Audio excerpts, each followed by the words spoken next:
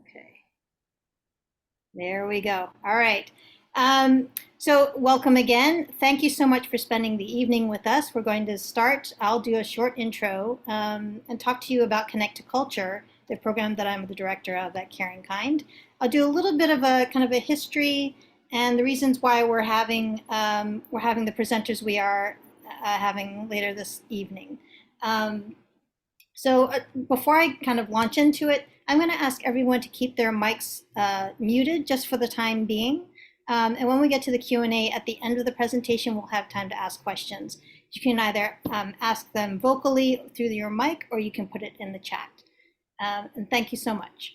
So give me a second while I bring up my presentation. Okay.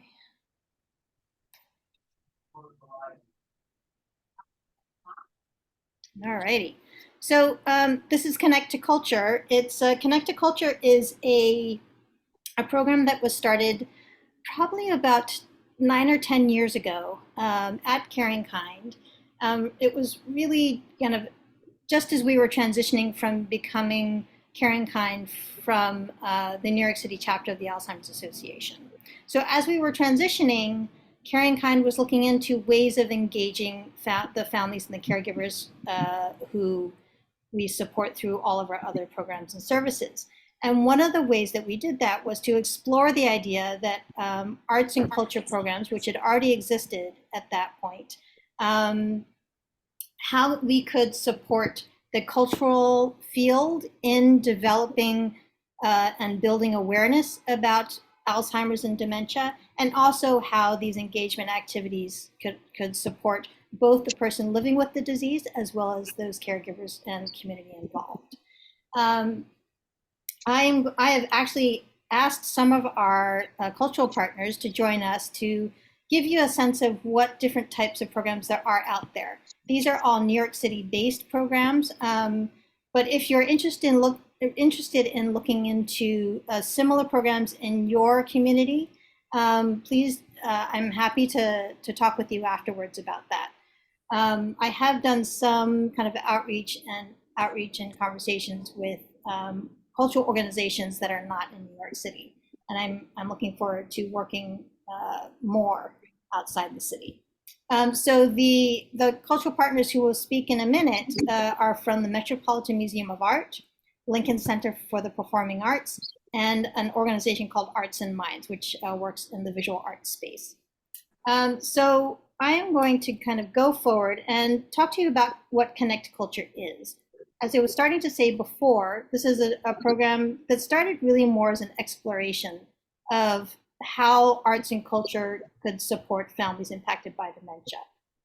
It was started by one of our then senior trainers who had a personal interest in the crossover between dementia and the arts. She, I believe herself, was a caregiver for a relative, and she kind of had witnessed through that experience how the person she was caring for responded to her, to music and to visual arts. So she explored this idea through her position at Caring Kind, and while she ended up leaving, I was brought on a couple of years later to see how we could make this this part of the organization kind of more substantive, and to really bring in some of the partners that had already signed on, and also kind of new partners, new cultural partners. So I am actually from a museum education background. I worked for several years in adult access programs, and you'll hear that term access throughout this presentation. For those of you who are not familiar with access and accessibility in the creative arts and cultural realm, it's a term that refers to many things in reference to the cultural sector. One is programming that is sensitive and understands and is sympathetic and empathetic to the needs of people with different needs. So these access programs are working on engaging people who are living with visual impairments, those with hearing impairments, those with intellectual disabilities, and in the cultural sector, families who are impacted by dementia also fall under this umbrella term. So this is the way that kind of I entered into the field, and to specifically working with families who are impacted by dementia.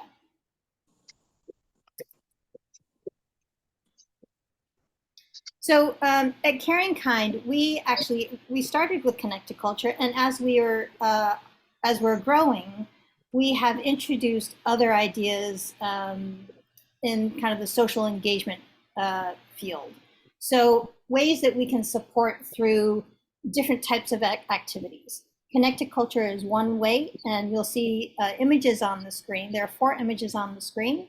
In the upper left, you'll see an image that was taken during a caregiver specific program at the Brooklyn Botanical Gardens. This one was specific to Chinese caregivers, mostly from the Brooklyn community who live in that neighborhood. And it was facilitated by a Chinese-speaking garden guide at that point. You'll see them here. They're doing a potting activity, looking at different kinds of soil. They were given a plant to plant for themselves and to bring home with them. So the idea is to kind of continue the experience outside of the walls of the Brooklyn Botanical Gardens. You take it home, then you care for the plant, and there is a purpose. And this is giving both the person who is caring for the person living with dementia and the person with the disease a purpose and a reason to kind of work together on this activity. You'll see on the upper right-hand corner, there is a picture of a musical score that is laid out flat on a table, and someone's hand is drawing. That was an image from a Lincoln Center activity that was done, I believe it was based on jazz. And we were making a link, or they were making a link between making lines and making marks on a piece of paper when you're listening to different types of music. In this case, I believe it was jazz. In the lower left-hand corner, there's an image that was taken during a partner program, a Connect to Culture partner program. It was a pilot that we did with a music organization called the Orpheus Chamber Orchestra. They were introduced to 2 different environments. They were introduced to the Brooklyn Museum and also to Hebrew Home. So one of my goals was with that was to introduce them to very different environments while you're still supporting basically the same demographic of people. So you're still supporting the families, but in one, you're in a residence, and in the other, in a cultural organization. And the lower right-hand corner, you'll see, I believe this was a mother and daughter team who came to our Ailey dance workshop series in the Bronx a few years ago. And this was a wonderful opportunity for us to see how these 2 family members related to each other in this kind of cultural setting. We had music. They were working with music and poetry, and they were illustrating the words in a poem through movement. So you had 3 different types of creativity going on, and kind of stimulation and communication through this activity. This is kind of a brief slide just to let you know that we are working with, through Connect to Culture, with different types of cultural organizations. So you'll see here, you'll see art museums, like the first 3 that are listed. Museum at Eldridge Street is really more of a culture and history site in the Lower East Side of New York City. We're starting to partner with them on a series that relates to the Lower East Side and the community, and how that community has changed over the years. Arts and Minds, who we'll hear from in a minute, they are based in kind of visual arts and museums. American Folk Art, also art, and on down the line. So Intrepid is a little bit more history-based. Alvin Ailey, of course, is dance, and then Lincoln Center, New York Pops, Orpheus are music, and Brooklyn Botanical is a botanical garden in the city. These are just some of the partners that we have. We have an ever-growing list, and I'm hoping to make it larger and broader. So the interest is in diversifying the types of organizations that we're partnering with. And so I'm kind of breaking into the performing arts. My background is, of course, in visual arts, so it's kind of fun for me to go and talk with botanical gardens and dance organizations and music organizations, and work with them to see how we might use their particular specialty in engaging families like yours.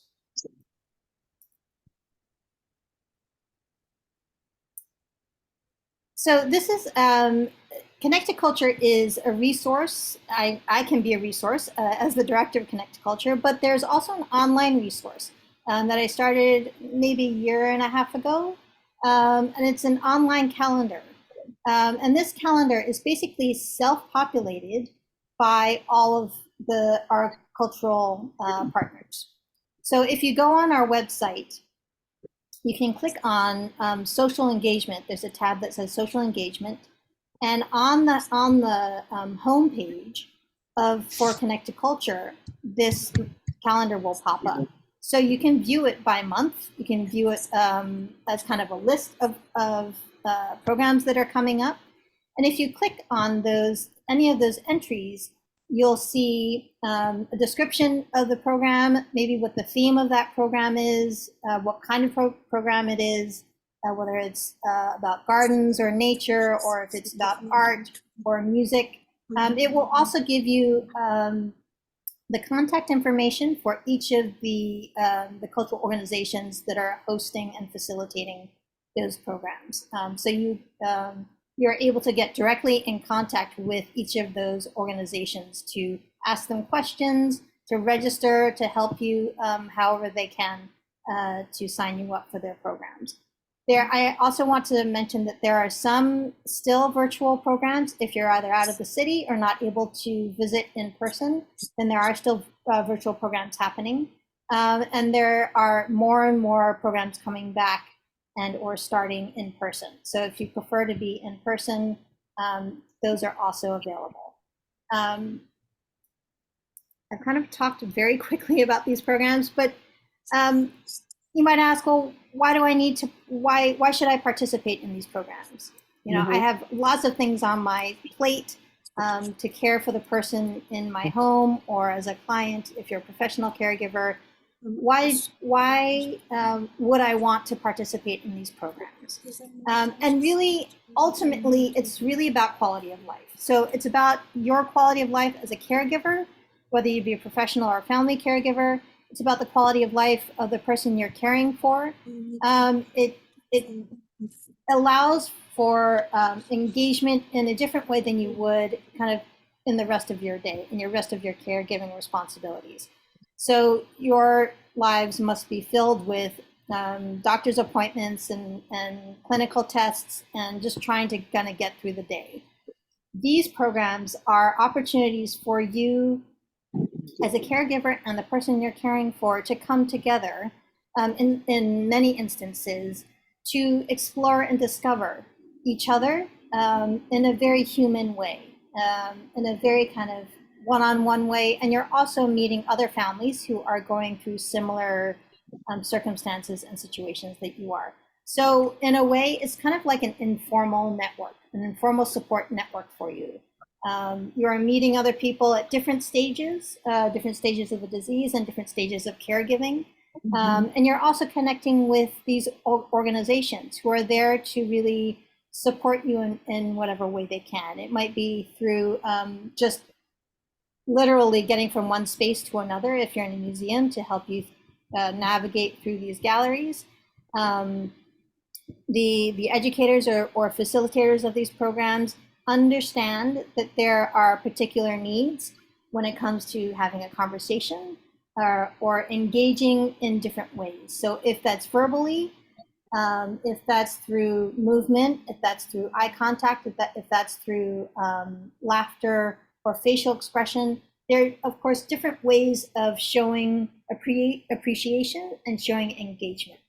And there is an understanding from the cultural organization's point of view that really those levels of engagement are all welcome.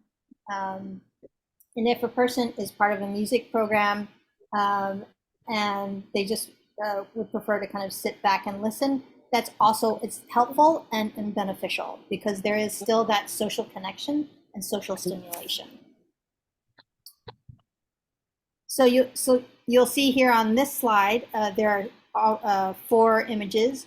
The top right image is an image from an online program, a horticultural program that we did, I think, in the first or second year of COVID. And it was really about building a Zen garden. So each of the participants, some of them were in residences, some of them were doing this from home. There was a whole kind of program that included music and music making. It included a little bit of meditation. It included kind of storytelling, creating a story of these 2 older women who are sitting in this garden and having conversations and kind of learning about each other in the middle of New York City. So that is one of the participants who is holding one of her boxes up. On the lower part of the slide, there are 3 slides going across from left to right. So on the left, there's an image of a program that is facilitated by a group called Rhythm Break Cares, and it's a social dance program. So there is benefit to the physical touch and sensation of physical touch because you're making those social connections. There's music involved, there's movement involved, there's storytelling involved, and just having fun. I mean, ultimately, it's really about having fun. And because families who are impacted by dementia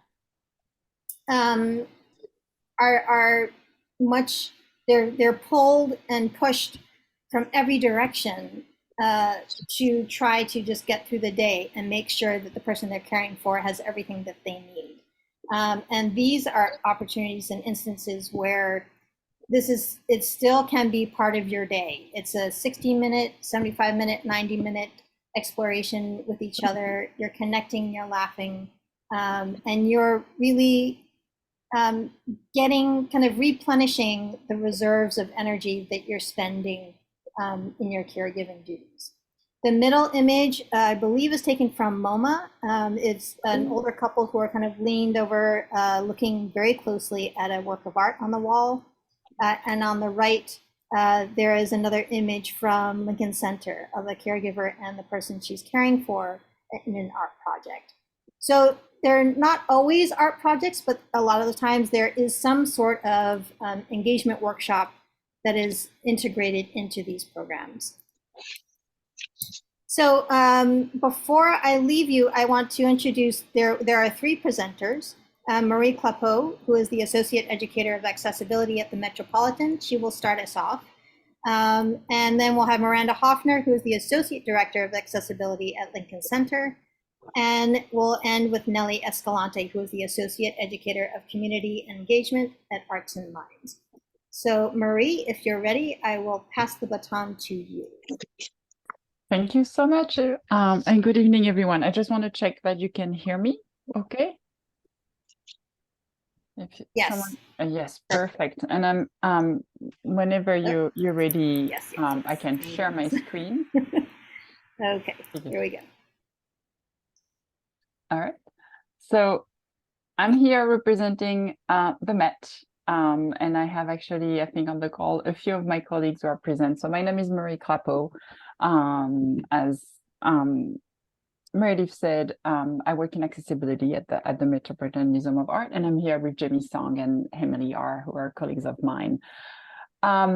So tonight I want to introduce some of our programs and initiatives that we have for people with dementia and their care partners. And as Meredith said, those initiatives have started a while back, especially when dementia and Alzheimer's specifically became clearly a national health crisis. And many people realize that yes, the medical system can be of help and research as well, but actually cultural institutions because of being places where people can find solace, can socialize with other people, can be intellectually stimulated, were also places that had a role in playing into people's well-being.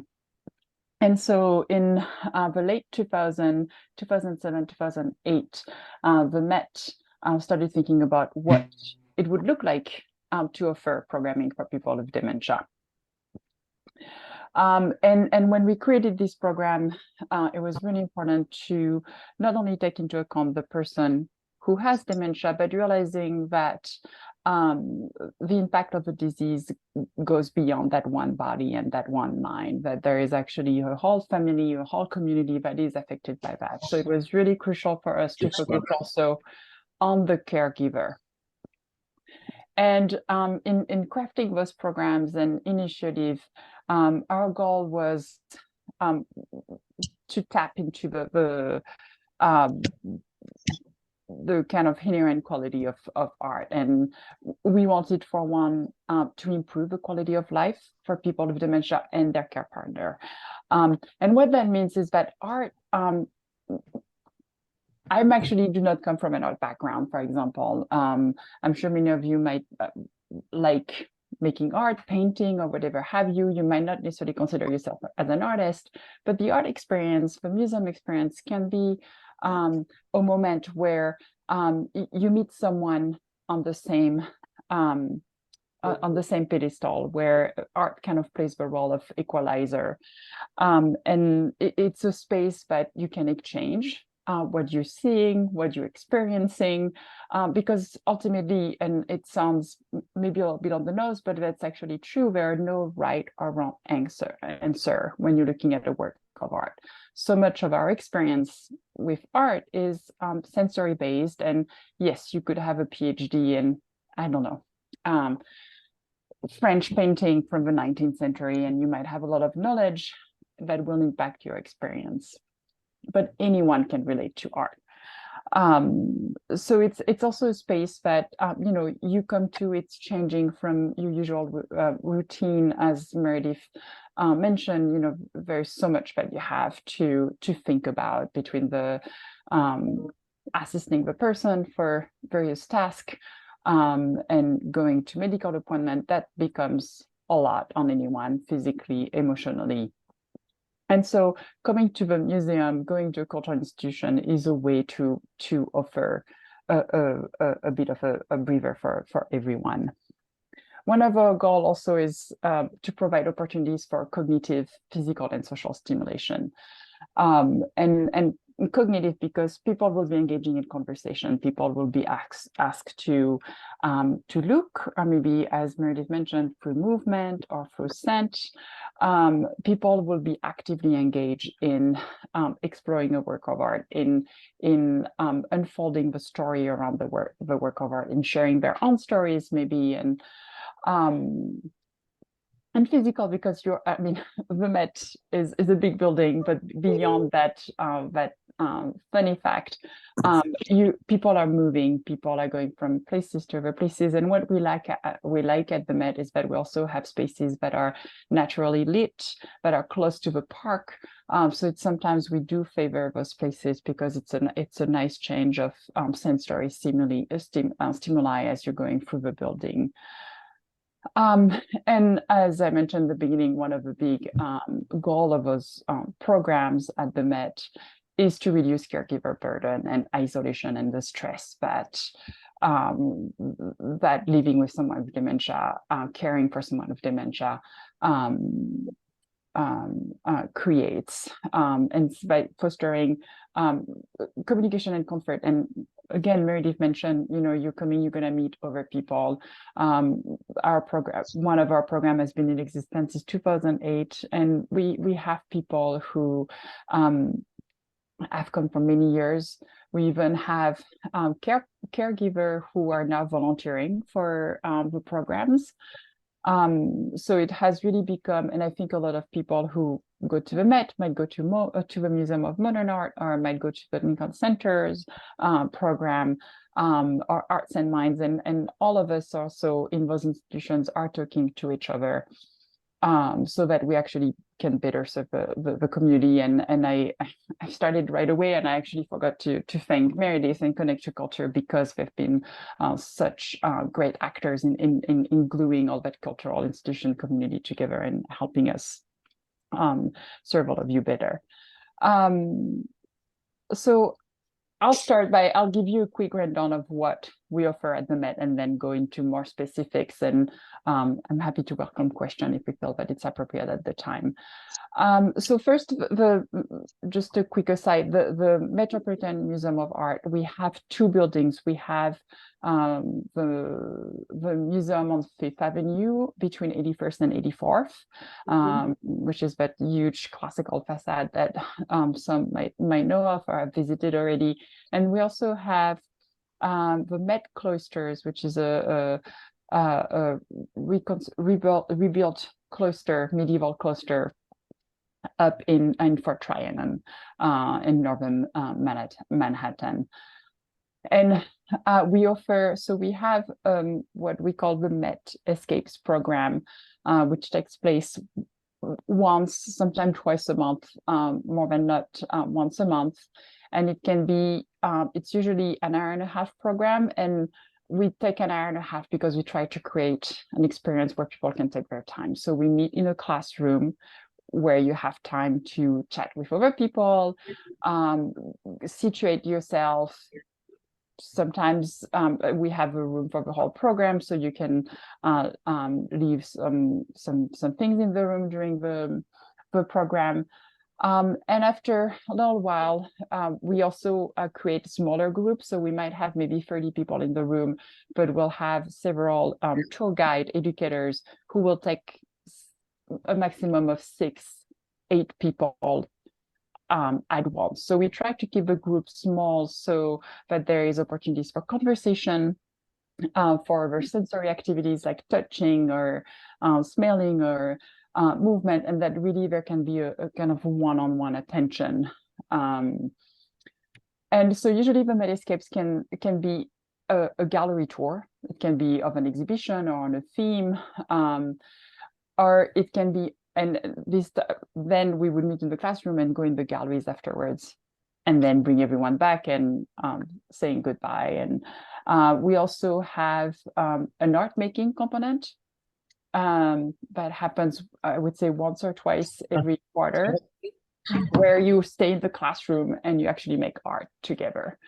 And there's a third kind of iteration of the Metascape program, which is focused on exploring museum objects through touch. We have a chance to have what we call a touch collection of about 150 objects. Most of them are accession objects, which means that they are museum value.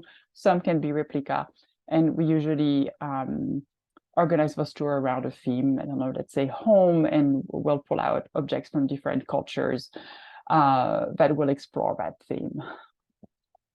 So that's one program, and I went a little bit into detail. So I'll show you a picture. Here's some example. We have 3 pictures at the top left. So we have the art making component of Metascapes, and you see there are also musicians in the background. So there was actually artists who were inspired by jazz, and when people were actually making, they were also listening to a live band. So it was a pretty successful program. The horizontal image at the bottom is one of our educator, Pep Collar, who is in the galleries with participants exploring some actually French painting from the 19th century, well, 20th century, actually. I see a Cézanne there. And then another person to the right involved in a painting activity, which I believe was inspired by the chroma ceiling of our oceanic collection. So you see people are chatting, people are involved, you see them pointing at things, talking to each other, or very deep into the activity. So we hope we'll see you there, and I'll give you some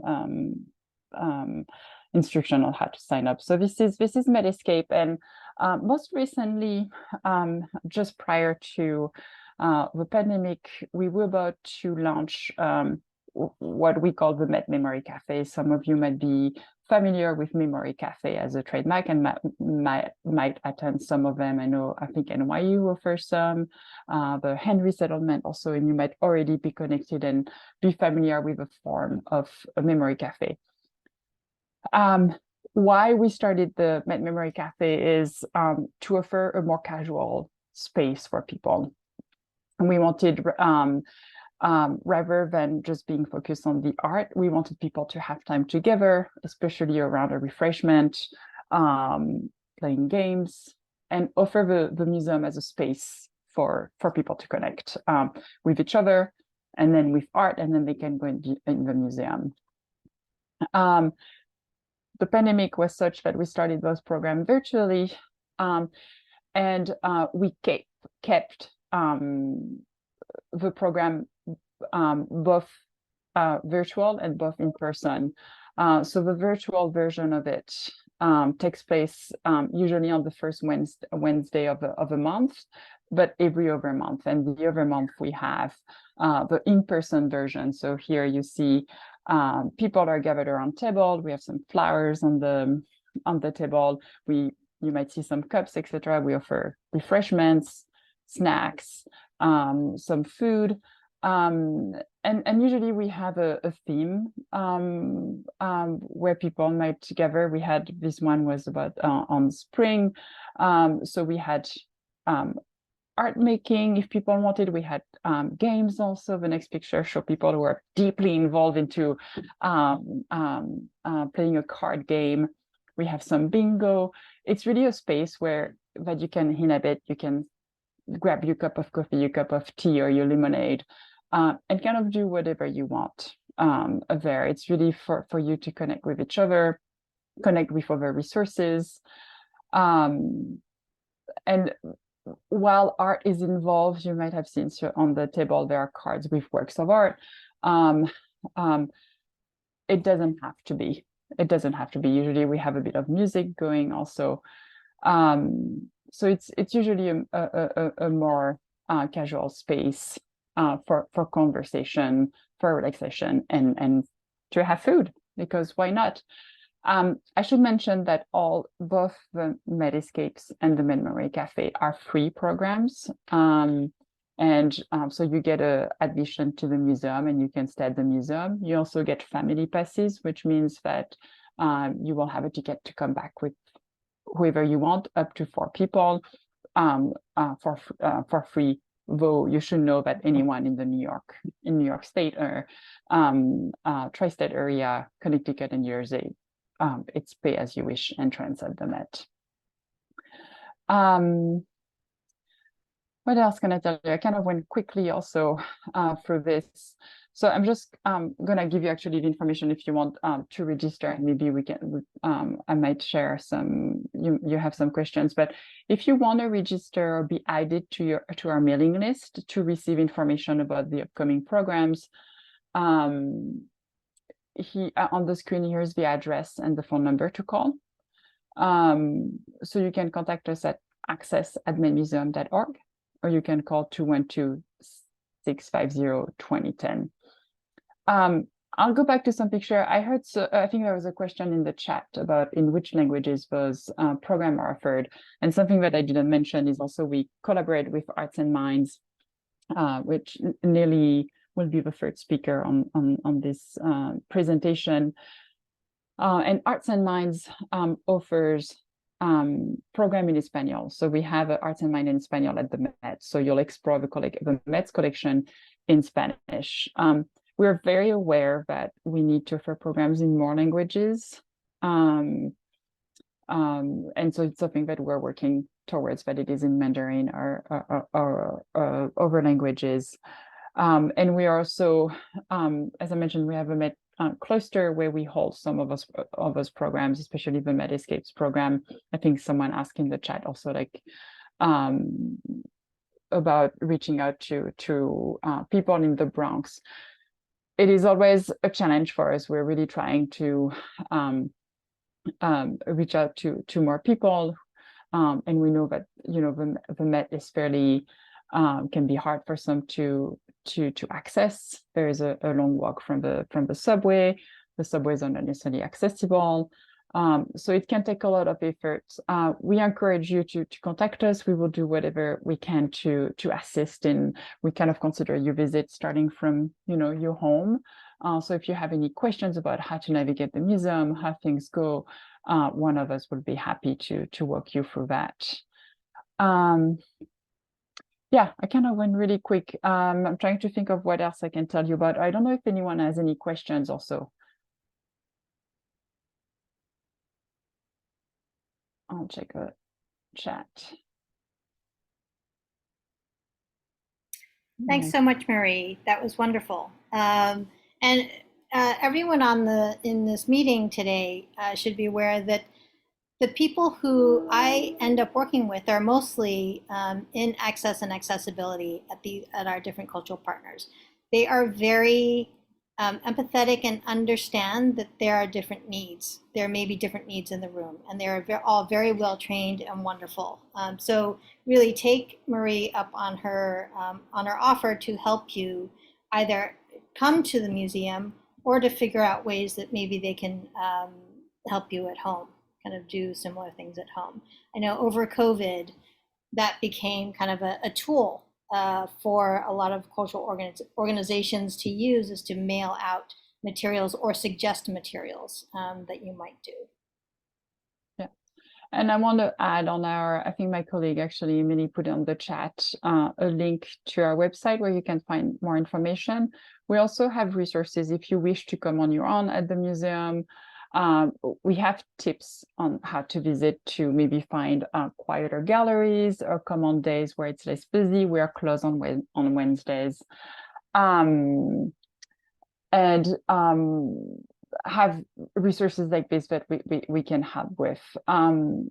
So yeah. And maybe upcoming program that I can share with you. So we'll have the virtual Memory Cafe, which I was talking about previously.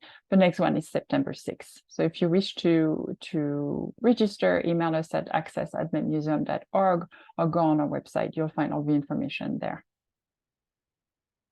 Any other question? Emily or Jamie? I don't know. I kind of went quickly, and I don't know if there's anything that I missed that you would wish to add.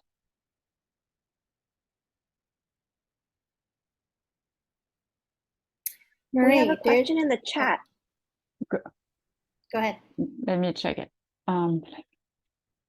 Someone who's been going to it for a while. Yeah, so that's a great question, Catherine. Thank you so much. And I know Meredith started addressing it.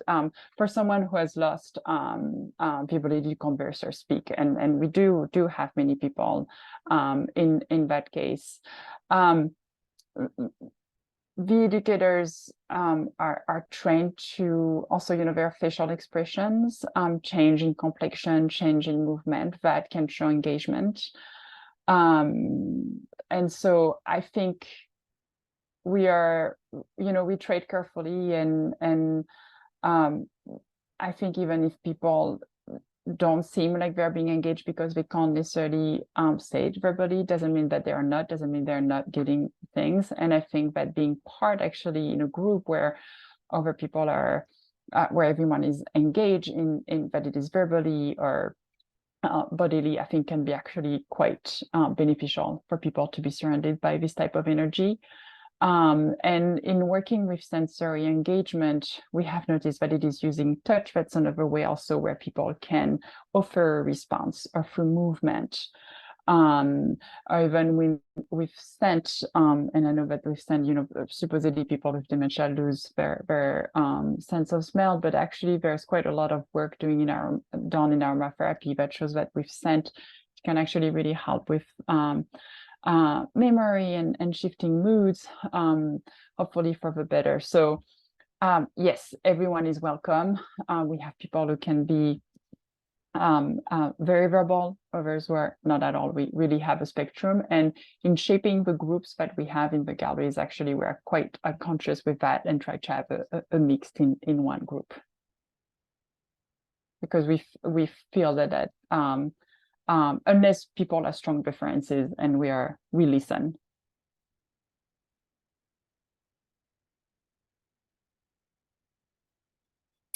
All right, thanks so much, Marie. That was great. And kind of the sentiment here that I'm taking away and what I've learned is that no matter where you are along the path of dementia and the progression of dementia, there is always something beneficial to be had from any of these experiences. So if you have someone who is not verbal or who has aphasia, um, it's it is beneficial to be, again, as Maria was saying, to be in a room with this energy, and the social stimulation just from being in the room. You don't necessarily need to be having a conversation with someone to be stimulated. And that's what's great about all of these organizations and experiences, that there are many different ways um, to uh, reap the benefits of what these facilitators and educators put together.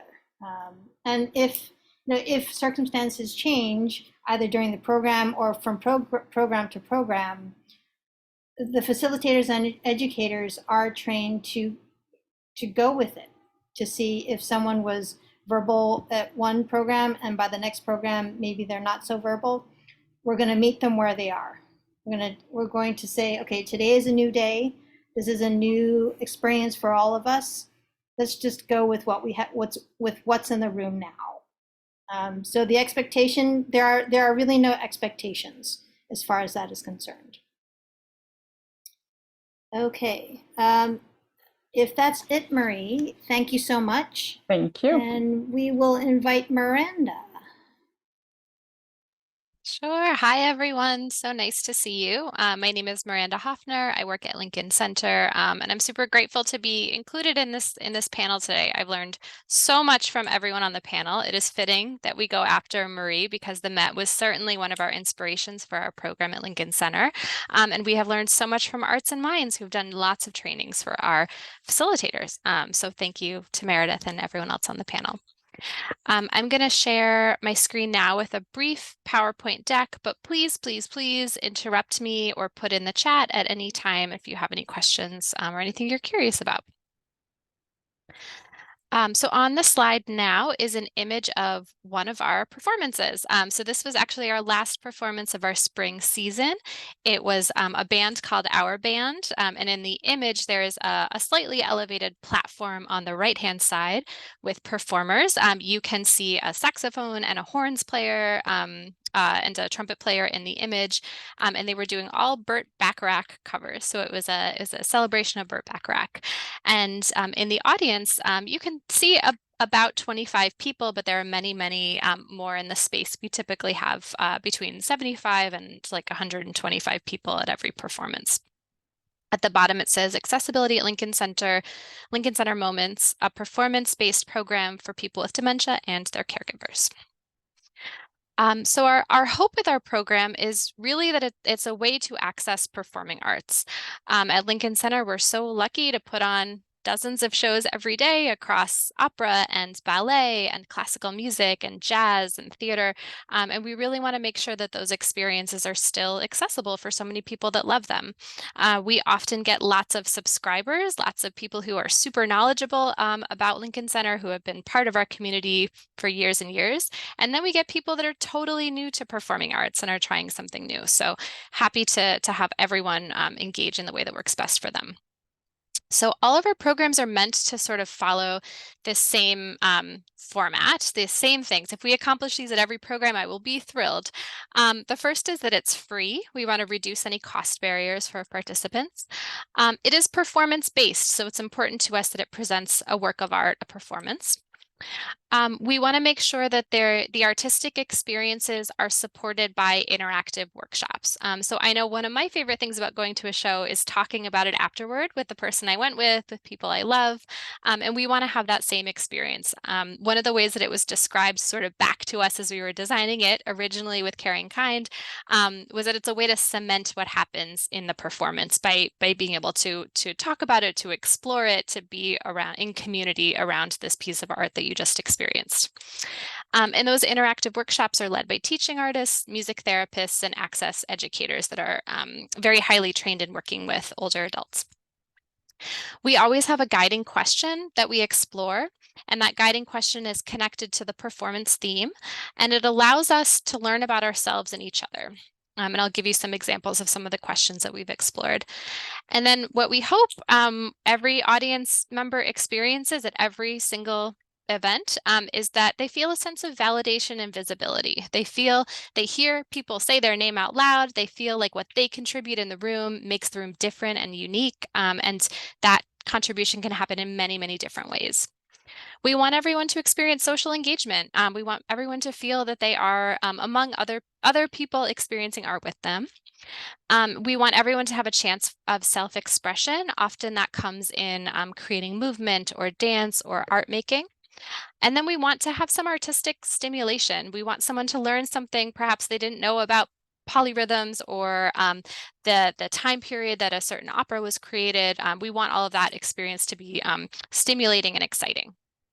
And then I have a couple of quotes from participants. We recently did a series of focus groups, and I'll read the two out loud. So the first one, the quote is, "For me, it helps me feel connected, with other people, while also connecting me with the arts.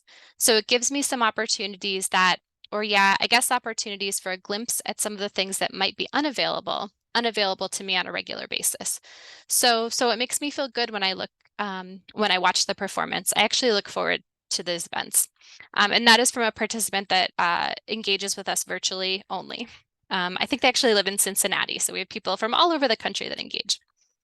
And then the next quote is, "We just about had no outside activities together." So that's how I said before, it was like going on a date that, go someplace and do an activity together. And I even got him up to dance in one of those workshops. Then he didn't like to do it that even when he didn't have Alzheimer's laughs.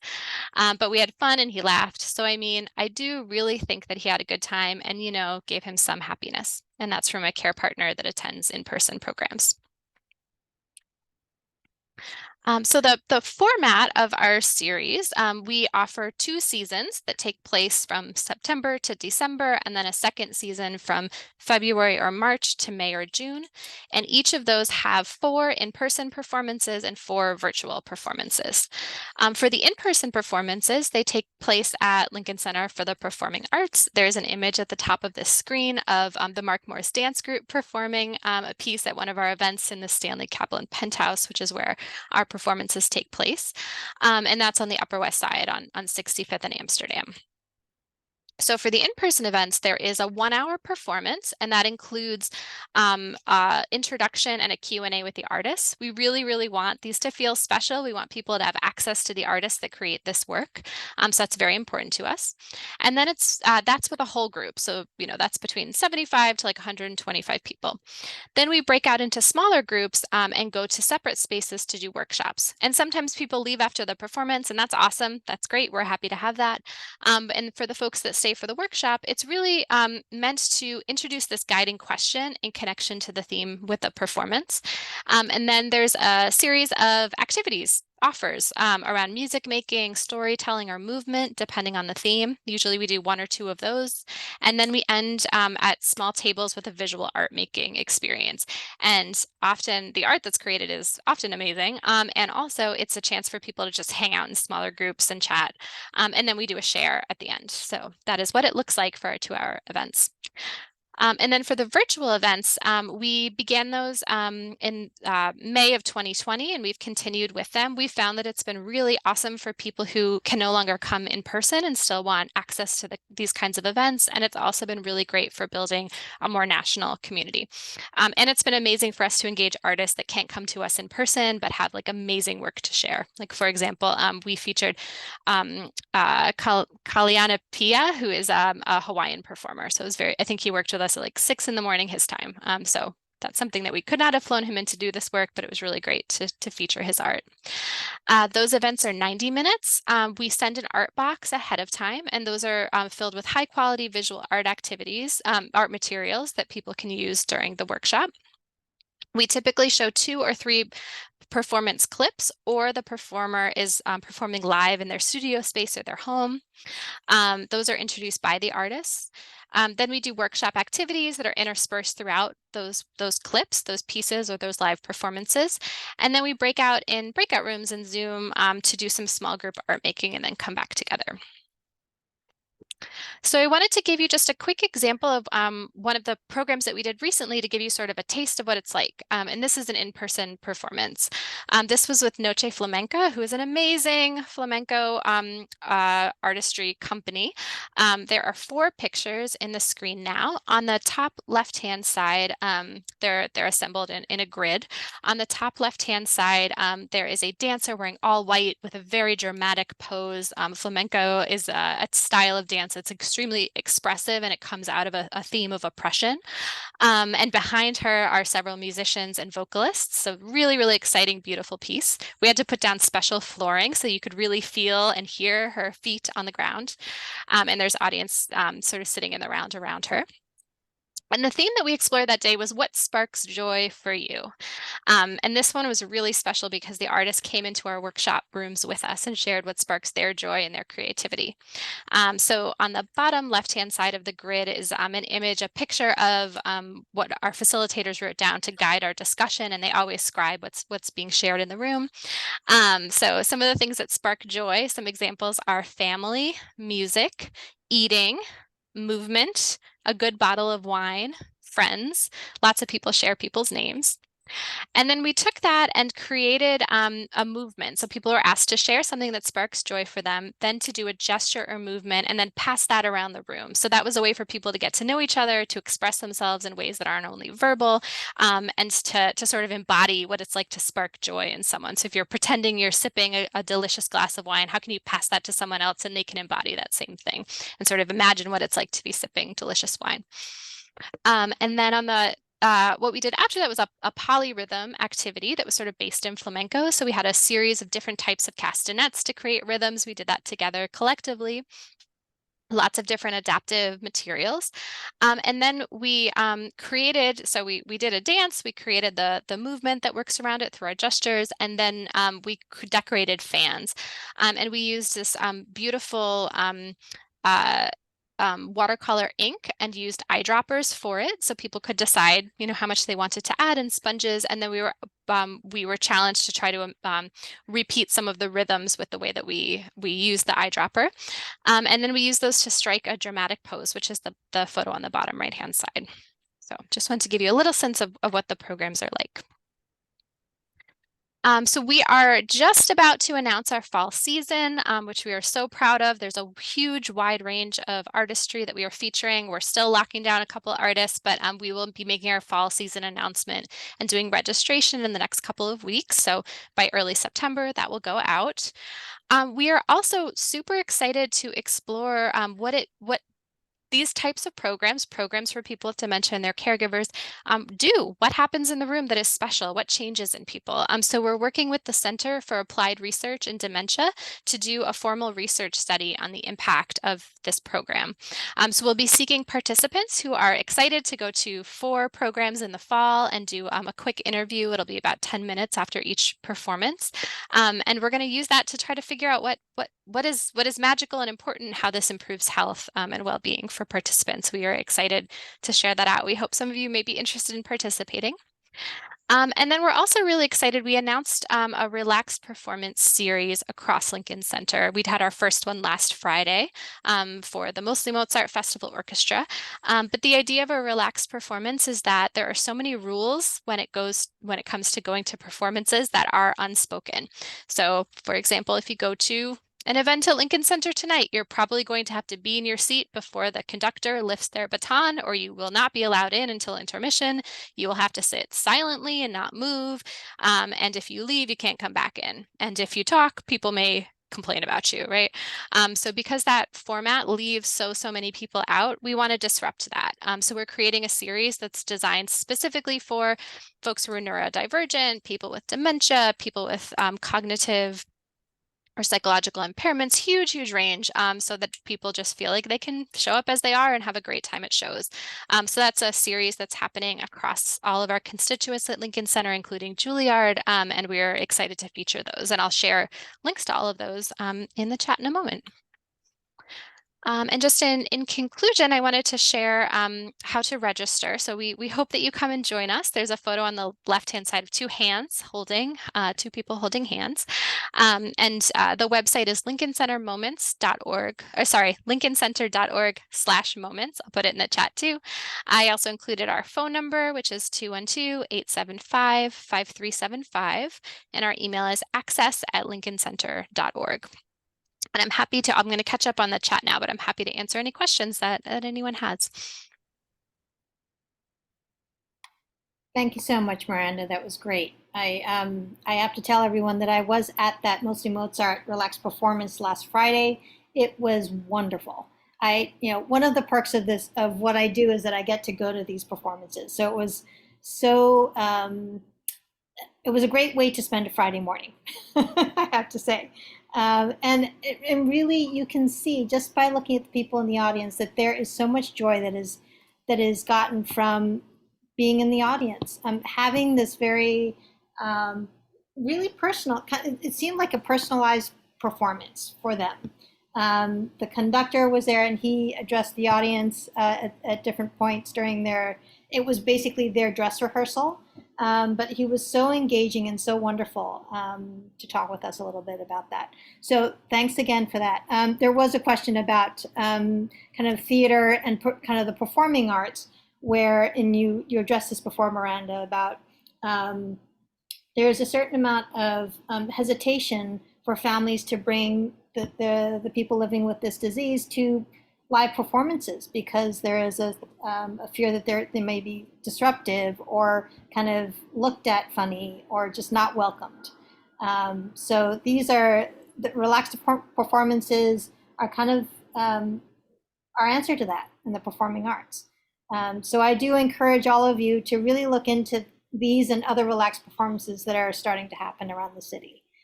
Are there any other questions for Miranda?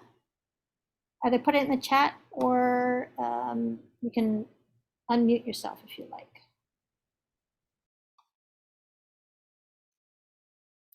It is a lot of information to take in. We understand that, realize that. If you have questions that come up after this presentation is over, feel free to get in touch with me, or you can also go through our Connect to Culture webpage, and contact information for all three of our speakers is there. And they're happy to answer any questions you have. Did I ask a question? Sure. Hi, Michelle. Would you say I have a particular job. I do cognitive enrichment, so I have a number of different clients that I kind of see each week, but I can tweak and move things around. So I'd really like to get a feel for what things are out there, because there's one lady in particular, I'm almost at the point now where I don't know what else to do with her apart from jigsaw puzzles. And she's an artist, actually, and so am I. But it's really, really hard to engage her with art, actually, anymore, because on some level, she seems to know that she should be good at it. And because she isn't, she sort of won't really engage with making things. It's unusual. But I think that we're at the point where music really needs to be the thing that we do. So would you advise me to kind of just look at your Connect Culture board to get a feel for all the different things going on? Is that probably a good place to start? That is a great place to start. And thanks for the shout out. I would definitely take a look at the Connect to Culture calendar.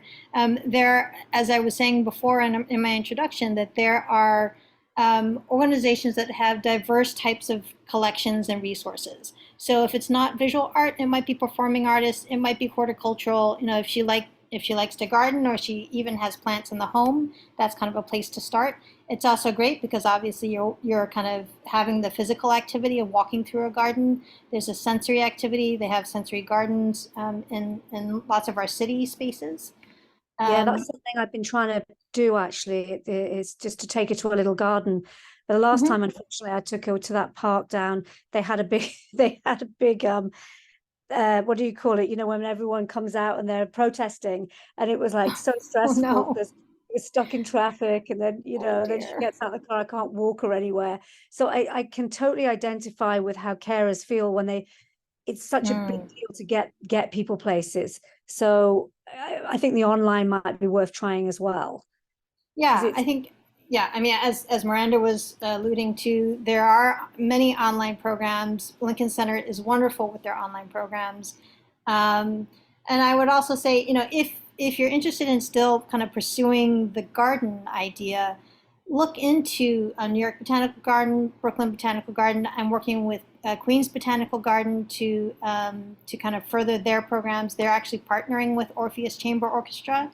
So if you want to mix the botanical and the music, that's a good way to do it. So we're going to have, I believe, a program in the spring. So that might be a way to go. And because these programs are scheduled, that there won't be protests going on. Hopefully there won't be protests going on. So, I also have to think about things geographically, like I have a client up in yes, the Bronx and I only have so much time, but Wave Hill's a big favorite of ours up there. That's a yes, great. yeah, they're Yeah. on my radar. Oh, good. Yeah. And they have a great art space too. So, I They used to take my do. kids there at weekends. Yeah. They do. Well, thank you for bringing that up because the Bronx is kind of our next frontier. We're getting our hands in the Bronx and Queens, Good. and hopefully bringing these resources to those communities because, of course, as many people have said, sometimes it's not so easy to come into Manhattan, and we want these really as part of the community resources. So that's the idea. If I could just comment on that as being someone who lives in the Bronx and feeling like my job sometimes is the recreation coordinator of the household. There's a struggle with the transportation time versus program time, where the programs are an hour and we're spending 3.5 to 4 hours just trying to get there and back, and navigating new areas and new neighborhoods, and that can sometimes be a challenge, because it makes the person who's unfamiliar with, at least it makes my husband very anxious when we're in unfamiliar places and then we're trotting all around different parts of Manhattan trying to find some of the venues. So I wish sometimes that the programs were a little longer, but I understand that the capacity of the participants is probably not longer than the hour. So I understand why they do that, but it is a struggle sometimes to face, oh, it's going to take me 2 hours to get there on public transportation for an hour program. Yeah. So it would be great if some of these could be rotated so that they are, occasionally in our locale, or, having. Yeah, I see Miranda's vigorously nodding her head, and I'm hearing this. And Cindy, thank you for saying that because this has been an issue, and it's exactly why I said we want these programs to be in your communities, because not spending 3 hours on a bus or on a subway, you're not in any kind of frame of mind to enjoy these programs for an hour. So that is one of my ultimate goals, is to really kind of broaden the reach of these organizations. Of course, coming out of COVID, a lot of organizations are rebuilding their staffs. And as they do that, they'll be in a better position to do more outreach programs, meaning they'll bring their programs to other communities. And until that happens, virtual is always an option. But I do hear you. And it's something that.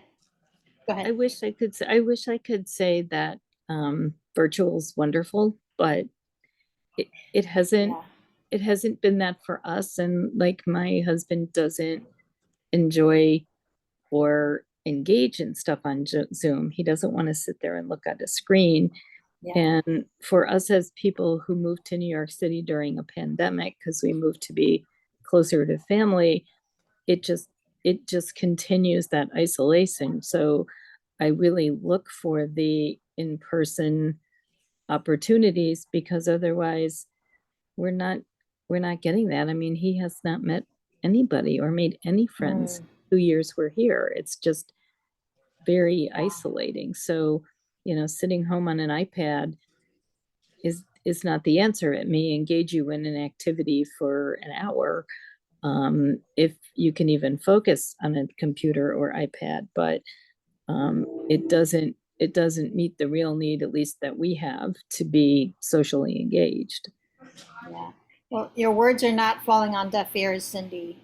We definitely hear you. And there was a time when virtual was the only option, and that was one of the Right. reasons why a lot of our partners kind of pivoted towards virtual options. But now that these same places have opened back up and really welcomed and kind of encouraged people to come back in person, I'm gonna pick up that baton and run with it, because there is a need to reconnect, and we understand that. So thank you for sharing your thoughts with us, Cindy. That's something that we definitely take to heart. And so I think I will ask Nellie. Thank you, Miranda, to sharing that information with us. And Nellie, there's Nellie. I'm going to pin her and take it away, Nellie. Okay, great. I'm so excited to be here, and I know you have all heard so much already, so I will try to be as brief as possible. Okay, I'm going to share my screen.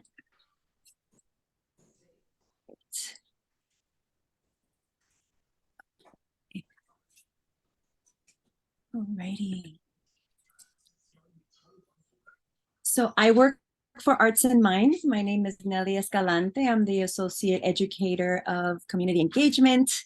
And unlike some of the organizations that you heard about already, the Met and Lincoln Center, we are an organization that goes into art spaces, museums, galleries, community centers, and we help smaller institutions mostly to bring these kinds of programs. A lot of these smaller cultural institutions don't have the staff and capacity to engage their audience, and so we come in and we help with that. So we were founded in 2010 by James Noble, who is a neurologist at Columbia Presbyterian, and Carolyn Halpin Healy, who is a museum educator and an art historian, to bring art programs for people with dementia and their care partners. And this is a small little plug. Jamie Noble, our co-founder, just recently published this book. And since we're talking to caregivers, Jamie Noble is very patient-centered. And this new book, Navigating Life with Dementia, is just very practical. And so I just really wanted to share that very, very quickly. It's available on Amazon. So back to our regularly scheduled program when we're talking about Arts and Minds. I have a video to show you. It's about 3 minutes. And I thought, instead of just talking about what we do, I'll show you what we do, and then we'll unpack this a little bit. So I will start that now.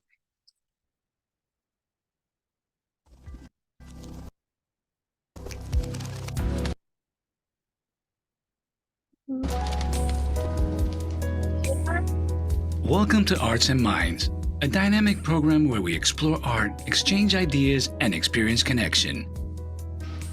Welcome to Arts and Minds. My name is Nelly. You'll be greeted as you enter the museum, where you will be part of a community of people who come together to discover art in new ways.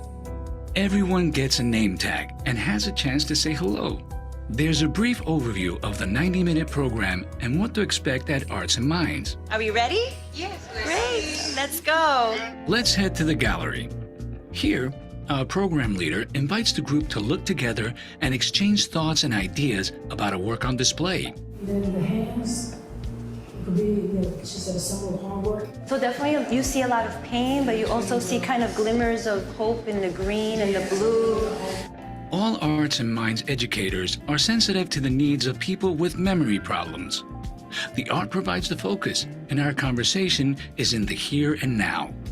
In the workshop, it's time to connect to your creativity and self-expression. You'll have a chance to experiment with art-making materials and techniques. It's a free space, and whatever happens, happens. How might you show what belongs to you with paint? There are no mistakes in art. Just as in the gallery, we hang our art on the wall and talk about what everyone has made, what inspires us, how we feel about it, and what it makes us think. I see, yeah, this is very clear barrier, very much like we saw upstairs with that barbed wire, and I know that image really called to you.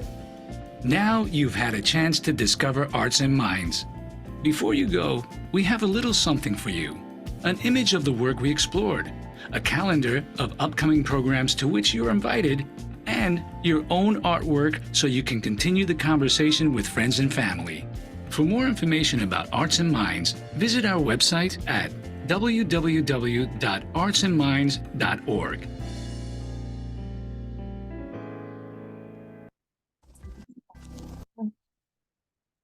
So very similar to what you've already heard from our colleagues, a lot of what we do at Arts and Minds is to meet these needs that people with dementia have. Attention. So our structure, which we'll see in a minute with the rest of the slides, we look at one work of art for about 20 to 30 minutes. We have a sustained time of looking. We know that for a lot of our people with dementia, focus is an issue. So we just only look at one work of art, and then we transition to art making. In terms of language, same thing, any form of communication is communication. I know a lot of our people with dementia have a hard time finding words. So we do have also we leave space for silence, to wait for any response, whether it's verbal or just a big smile or pointing, visual spatial perception. So I don't know if you noticed, but when we do art making, we really pay attention in having a light colored background with a dark paper or vice versa, just offering contrast, because sometimes it's hard to find the paint or hard to find a paintbrush or anything like that, or the paper if the paper is the same color as the table. So we pay particular attention to that. Motor function, we do have adaptive materials for art making, in terms of like accessible scissors and the paintbrush kind of a spongy holder, which allows for better motor function. In terms of executive function, we provide steps to what we're doing. And so just so that people know what's going before, what's going after, social cognition, learning, and memory. You've all heard this from my colleagues as well. And so just like everyone else, we also pivoted to online programming early in the pandemic. We do offer Arts and Minds at home in English and Arts and Minds en casa in Spanish. And we also have our in-person Spanish language program at the Met, as my colleague Marie Clapeau mentioned. And so the goals of our program, again, are very similar to my colleagues' programs. So we provide the opportunity for cognitive, physical, and social stimulation by connecting with museum collections, to reduce caregiver burden, isolation, and stress through shared experiences in museums and also online. The program that you saw in the video was at El Museo del Barrio. This particular program here is at the Studio Museum in Harlem. And central to our mission is really to bring and introduce these programs to populations that live uptown, West Harlem, East Harlem, and Museo del Barrio. And yes, the Bronx, we've tried many, many times. One of the programs, maybe the only programs we had in the Bronx, was through a partnership with RAIN, a social service agency in the Bronx. And we did those programs virtually during the pandemic, but we have tried to reach out to the Bronx Museum, to Andrew Friedman Home. If you have any ideas, we're all ears. And I'm really glad to hear that my colleague Meredith is also making an effort to also offer programs in the Bronx. I live in the Bronx, so that has been very important to me, and so we do continue to try to do that, to bring more programs to the Bronx. Just to tell you a little bit about our program structure, we offer an aesthetic experience. Like I said before, we have a sustained time of looking at one work of art, where we have response and interpretation, and then we transition to the studio where we have a creative expression activity just inspired by the work that we saw. And like Lincoln Center, we also have what we call a motivating question that offers kind of like just a prompt into art making. The impact, and again, we're going to be repeating because it's the same for individuals with dementia. Improved mood. Our participants have reported a reduction in apathy in terms of, and also support in cognitive function. And for caregivers, it's the same, especially that this reduced isolation and stress. And the art, you know, all of the work that you're seeing here is work made by a person with dementia, by different people that are living with dementia. And as you can see, there's some is abstract, some of it is realistic. There really is, like the video said, there are no mistakes in art. We really try to foster an experience where we meet people where they are. We offer materials, we offer how to use the materials, we offer the prompt, and whatever happens, happens.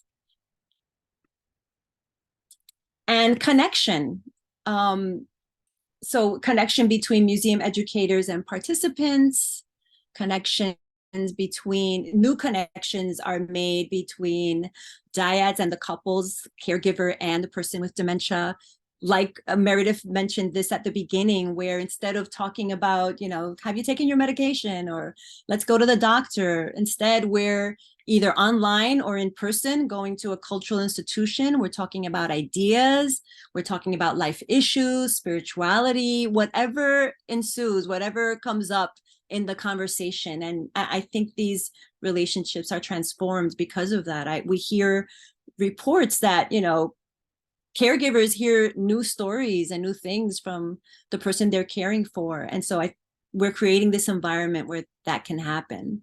And also here, you know, we have these two people who are two people with dementia. They're just humans connecting. They have formed a friendship. So, you know, sometimes we don't even talk about the diagnosis, which I think is, you know, it's also great as well. And also it becomes a networking experience for caregivers where they find out about other programs that are happening. And we typically also tell people about other programs. We're constantly telling people, you know, what's happening at the Met, what's happening at Lincoln Center, what's happening at Caring Kind. And we are little by little gradually resuming to on-site programming like we were before the COVID. This is a particular program that has taken place at the Zuckerman Institute in West Harlem. And we do go into community centers. So this is Morningside Retirement and Health Services. And again, it's very important for us to go kind of uptown where populations of color are as well. That's very important to our mission. And here are a list of programs that are happening August through December. Again, a lot of them are more uptown, the Wallet Gallery in West Harlem, El Museo del Barrio in East Harlem. We have programs at the Jewish Museum. We have music programs at the National Jazz Museum in Harlem. And so we'd love to have you here. And we do have our Spanish language program at the Met every Thursday, every third Thursday of the month. The next one coming up is actually August 17th. And so we would love to have you there. And the way to access our programs is through our program coordinator, Laura Casas, .casas@artsandminds.org. If you'd like to reach out to me, this is my email at Arts and Minds, nescalante@artsandminds.org. And Arlauda is in charge of handing out all of the links and telling you all about our programs and having you come on to our email list. So please mark this email address, and we'd love to see you there. We'd love to see you at our programs, our Arts and Minds programs. So I am going to check the chat to see if there are any questions, but you're also free to unmute and ask me anything about Arts and Minds. I'm going to stop. Thanks so much, Nellie. That was wonderful. It's always good to hear about what you're doing. It's kind of, Arts and Minds is an organization that's always on the move. So good to always check in with them periodically. They kind of appear at different organizations and museums, and they have a wonderful pool of educators, one of whom is Nellie. So are there any questions for Nellie? You can either put it in the chat or unmute yourself and ask. I was going to ask if Nellie goes into organizations like rehabs or facilities, and I think she does. She just said that kind of thing is just restarting. But if she ever wanted, I visit a gentleman once a week at a place called Shervia up in the Bronx, and I got to be honest, it's kind of a depressing place. And you know, they have some people doing activities there, and they're doing their best. And but I do really feel that there could be a lot done in terms of outreaching to these places, just educating the staff themselves. And because I know that, you know, the gentleman that I visit, he's a solo ager, he's got no family. And I just kind of, you know, I spend most of my time kind of advocating for him and just trying to get him engaged in things. So, you know, I'm not even doing the kind of stuff you're doing, although I was an art teacher for many, many years. So I love the way that you present what you do. It's exactly how I used to teach high school in the UK. But so I know how incredibly good it can be. So, you know, it was just a question, really. If you ever want to connect with me or try and set something up there, I have a few links, but I don't know. I just feel that could, it's something to kind of invigorate them too, because I think a lot of the problem is that the staff aren't really paid that well. They're not don't really feel appreciated. And, you know, I don't know. How do you get funded? I mean, are you like a non-for-profit where you're funded, or do you need people to pay you to come in and do things? Well, so Nellie, so Arts and Minds is actually a slightly different model than our other two presenters. Our other two presenters are embedded in the organizations they were representing. Nellie's organization, Arts and Minds, is kind of an outside contractor, and Nellie maybe can speak briefly about that. But as far as kind of doing the training and education for people who are in the healthcare industry at these care facilities, it's much needed, agreed. And it has to do, you know, there's a whole lot of other kind of moving parts to it. But that is something that we at Caring Kind do. We do partner with and work with care facilities and residences and community organizations to train and educate their staffs about, one, the benefits of an organization like Arts and Minds and all of the other access programs that are out there that are ready, willing, and able to come into their spaces, because some of these places they don't have the resources to offer these engagement programs. But thank you for bringing that up, and I'm happy to talk with you further about that idea as well. Sorry, Nellie, I kind of jumped in there. No, that's fine, no problem. I'm just adding to Arts and Minds does have is starting a training course. So if you are interested in that, just for the same reason, trying to train particularly museum professionals, but we are open to community partners as well, and people that work in social service agencies. We've had a couple of people who have joined our course from social service agencies. So you can definitely take my email and reach out, and I'll give you that information. Yeah. I mean, that's kind of something that both we at Connect to Culture and Arts and Minds are doing. There's enough to go around. And really, the idea is to get everyone on board. So if you have the people who are on the floor of these of these residences and memory care facilities, they're the ones who need the support and the training, because they're kind of being pushed and pulled in many different directions. So that's part of what I do as part of Connect to Culture, is to go in and talk to cultural organizations and do that training with them. And I do the training with family caregivers. And then I have, Caring Kind has social workers and other staff that do the training with these facilities and their staffs. So it's a huge hurdle to get over, but you gotta start somewhere. Do you need them to kind of express interest and reach out to you? Like, how does it work? Or do you kind of send things and offer it? I mean, because I'm assuming it's a bit of a, right. Okay. Yeah. So it's a money thing too, isn't it? Because are they going to allow staff to just get a training, when they're. Yeah. Yeah. So, I mean, it's we work with agencies, placement agencies, we work with across the board. So, I mean, this is a whole other conversation, and it's got it. Yeah. I'll certainly advocate for you. I'm making a few friends out there, so you never know. They've made some improvements recently, but yeah. I mean, that's a lot of what we do, is that awareness, building that awareness. And then they put all these sort of short-term patients in the nice floor, and then the kind of like the long-term, they just sort of get forgotten. If they have really severe dementia and they're like dribbling and on soft food, they just sort of get parked up in the corridors. They try and do some things with them, but anyway. Yeah, it's dire, but thank you for bringing that up. That's definitely a whole other conversation.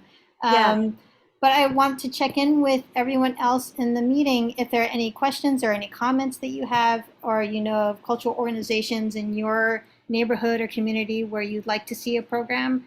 I'm always open to having that conversation. Your community best. So please do reach out to Caring Kind and reach out to me if you have ideas along those lines. I also wanted to bring up that a couple of our presenters today alluded to the groups that are coming in person. The groups that are going to the museums and going and having the Arts and Minds programs, and even at the Botanical Gardens and the Performing Arts organizations, those groups are kept small for a reason. Small meaning kind of pre-COVID, there were usually no more than 12 people in the group. And that includes caregiver together with the person that they're caring for.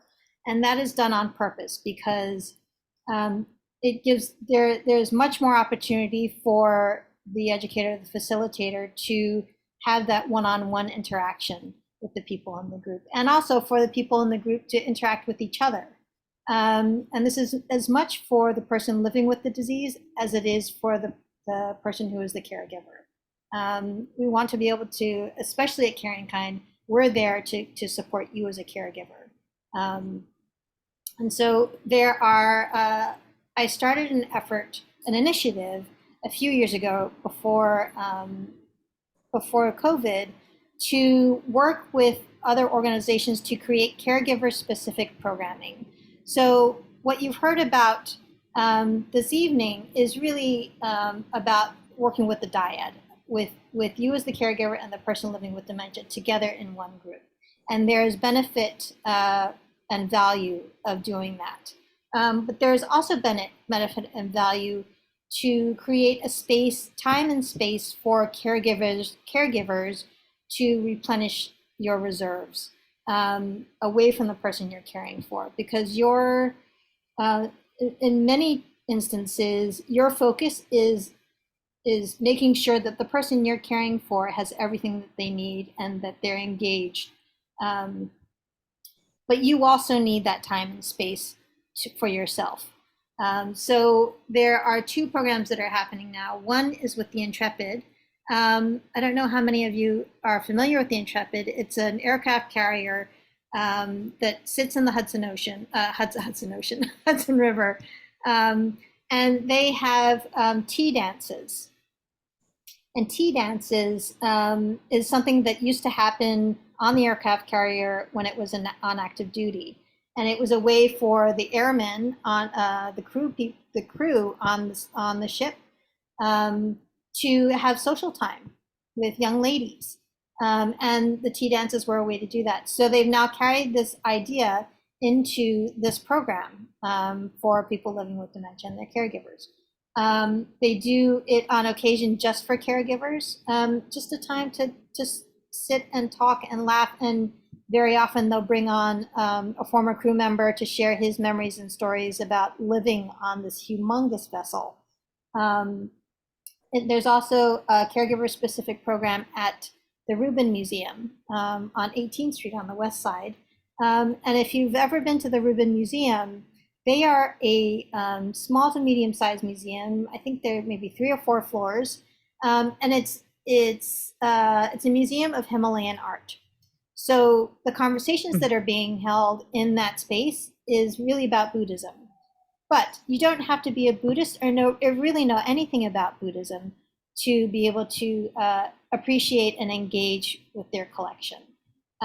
Really what it is in kind of the realm that we're talking about is we're talking about life. We're talking about life cycles, about different perspectives and bringing your stories to the fore and seeing how those conversations can be happening in a group of caregivers. If there are 12 or 15 caregivers in a group, we're not specifically talking about your role as a caregiver, although the people in that group are caregivers. We're just going to talk to you, and you're going to talk to us about what your life looks like and how you might approach different issues and different things that are coming up in your life as an individual. So that's another program that's that was on hiatus for a while, and I believe they're going to start that up again. So this is an initiative where this really kind of the same pool of educators who are doing the programs for you and the person you're caring for, I am hoping will also do it just for you. So if you're interested in learning more about that, I can put you in touch with the Rubin Museum and the Intrepid, and hopefully we'll have a couple more coming up in the next few years. The other thing that I wanted to bring up, and it was touched on by some of the people who are presenting tonight, is that a museum visit or a museum program may also have music integrated into it, and that is an effort that I found very valuable and enjoyable. So if you go to a place like the American Folk Art Museum on the Upper West Side, they started out doing basically art tours in their galleries. And then very soon I had a conversation with an educator there, and I said, well, would you think about bringing live music into your galleries? And it's kind of gone from that conversation to they will have periodic musicians come in, and the music that they are performing is directly connected to the exhibitions that are on in the galleries. And that is always something that a museum or a cultural organization will think about. How can we connect this particular creative discipline to this person's experience? There's always going to be an opportunity for you and for the person you're caring for to express yourself creatively, whether that's through dance or through music or through drawing or through conversation. That's something that's very important, that we connect it back to either the artwork you saw in the galleries or the music piece that you heard through Lincoln Center. There's always going to be that connection. With the understanding that if the conversation starts out talking about a work of art or a piece of music, and it goes off on a tangent, that's okay, because that work of art or that piece of music is a starting point.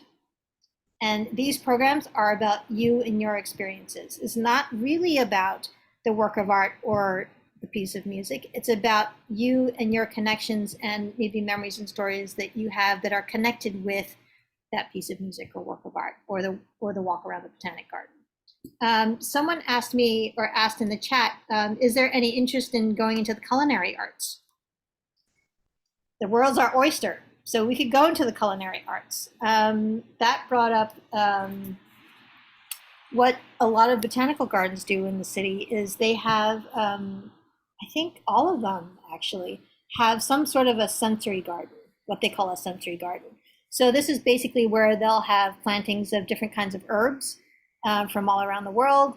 They'll have flowering plants, with different fragrances, and those that's ripe for the picking. Pun not intended. But if you're maybe you grew up in a different country, or you grew up in a place that's not New York City, where certain spices or certain herbs bring up memories of what you used to smell walking down the street past the bakery or past the prepared foods grocery market, or something, or a dish that was cooked in the home. Maybe your mom or your parent or someone liked to cook this particular dish, and it brings back those memories. So it's all about those connections as well. Sorry, I just want to make sure I touch on all my points. If you, one thing that I hope you've learned from our presenters and my talk is that these programs are regularly scheduled. So if you take a look at the Connect to Culture calendar, you might notice that there is a Lincoln Center, I'm throwing this off the top of my head, but there may be Lincoln Center happens on the first and third Wednesdays, or MoMA has their programs on the second Thursdays of the month. So you can always kind of know that those programs are happening. They're building up, a lot of these places, of course, are still rebuilding their staffs. So they may not be offered as often as they were pre-COVID, but they are building up to that, to going back to having that capacity. I also wanted to mention that Connect to Culture is partnering with, talking about the Bronx actually, is partnering with an organization called ID Studio. And they are a small kind of theater dance organization. And we are working on creating Spanish, dance and music and movement workshops in Upper Manhattan in Spanish.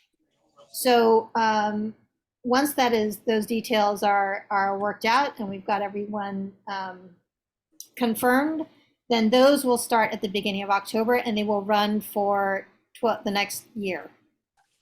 It'll be twice a month for a year. And so be sure to check back with us periodically in the next couple of months if you're interested in that. That is all I had. We're a little bit early. I wanted to leave again some time for you to ask any questions. If you want to ask questions of the presenters, I think the presenters actually all had to leave because they all have childcare to deal with. So if you have any questions, I'm gonna actually, you know what? I'm gonna put my email in the chat. It's mwong@cknyc.org. I forgot the K. You can reach out to me, or you can always call our helpline at 646-744-2900. Ask for me or ask for Connect to Culture, and I'll be there to hopefully answer your questions. Is there anything else that has popped up before we sign off?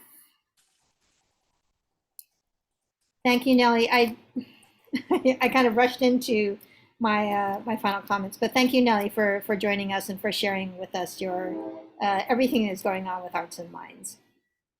And yes, is there anything else that's popped up? Any questions?